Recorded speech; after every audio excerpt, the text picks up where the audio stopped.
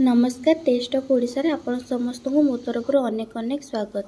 आज आम बनइबा सुजीर गोटे रेसिपी जोटा कि ब्रेकफास्ट रे हो और इवनिंग रे हो खाइबा बहुत भल लगी थाए। ताहले चलନ୍ତୁ स्टार्ट करबा आज रेसिपी।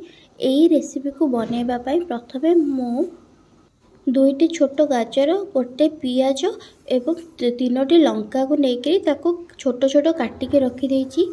एबे गोटे जगार 4 चम्मच सुजी जोटा कि बड़ बड़ चम्मच सेटा गोटे चम्मच अटा एवं गोटे चम्मच मुझे बाजरार अटा से काटिकी रखिथिबा पियाज को पकेइछि, लंका को पकेइछि एवं जो गाजर काटिकी रखिथिली सेटा को पकेइछि।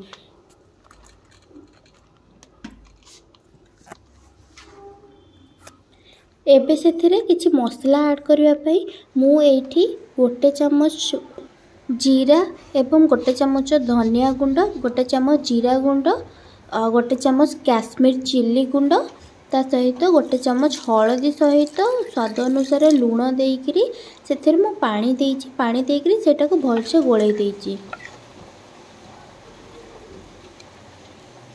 एटो भलसे सेटा गोळैकरी रखि देइछि। एबे गोटे मु तावा गरम करी गरम करी से किसी तेल देइछि।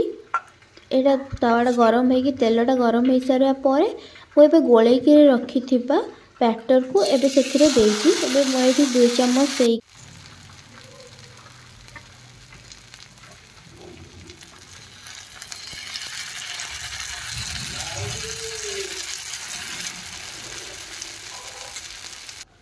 ये गोटे पट हाँपाई कि टाइम यहाँ छाड़देवी। गोटे पट हो सारा पर एबे हो जाइए तो मु आर साइडटा उल्टे देवी।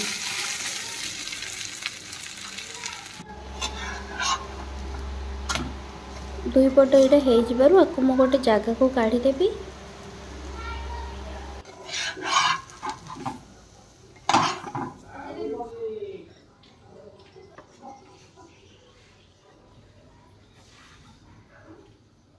एबे सही तावार मु आउ गोटे भी आउ गोटे चकुली बनवाई से तावार मु आउठी बैटर देकर गोटे साइड हाँपाई छाड़ी देइछि।